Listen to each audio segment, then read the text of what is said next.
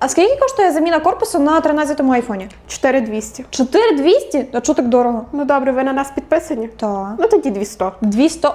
А чого так ціна міняється? Ну бо це еко-корпус. В сенсі екокорпус? Що ви розказуєте? Еко.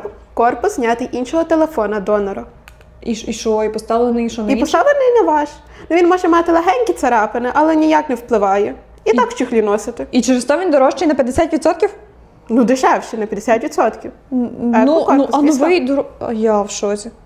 Що, йдемо ставити? А якась гарантія? До року часу. Ну то ходіть, що ви мовчите?